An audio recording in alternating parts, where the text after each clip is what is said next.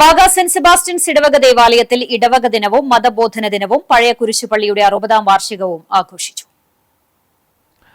ഇടവക ദേവാലയ അങ്കണത്തിൽ നടന്ന ചടങ്ങ് അതിരൂപത family apostolate director father Tinkle Vazhappally ഉദ്ഘാടനം ചെയ്തു. വികാരി ഫാദർ ജോബി പുത്തൂർ അധ്യക്ഷനായി. കേന്ദ്രസമിതി സെക്രട്ടറിയും പ്രോഗ്രാം കൺവീനറുമായ ഷാജി ജോസഫ് റിപ്പോർട്ട് അവതരിപ്പിച്ചു. വിശ്വാസ പരിശീലനത്തിൽ 25 വർഷവും 15 വർഷവും പൂർത്തിയാക്കിയ റോസി ജോർജ്, പ്രിൻസിപ്പൽ ജലീജ് മാസ്റ്റർ, ഷിമോൾ പോൾസൺ എന്നിവരെ ആദരിച്ചു. പഴയ കുരിശുപള്ളിയുടെ വാർഷിക അവലോകന റിപ്പോർട്ട് കൈക്കാരൻ CJ വിൻസൻ അവതരിപ്പിച്ചു.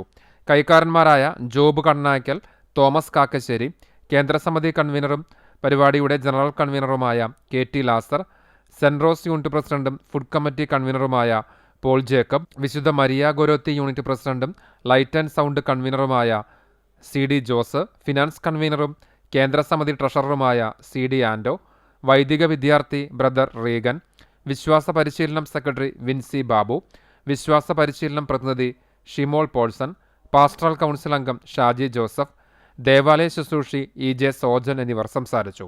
വിശ്വാസ പരിശീലനം പരീക്ഷകളിൽ ഉന്നത വിജയം സ്വന്തമാക്കിയ വിദ്യാർത്ഥികൾക്ക് ക്യാഷ് അവാർഡ് സമ്മാനിച്ചു. തുടർന്ന് വിവിധ കലാപരിപാടികൾ അരങ്ങേറി. സമ്മാനദാനത്തിന് ശേഷം സ്നേഹവിരുന്നോടെ ചടങ്ങ് സമാപിച്ചു.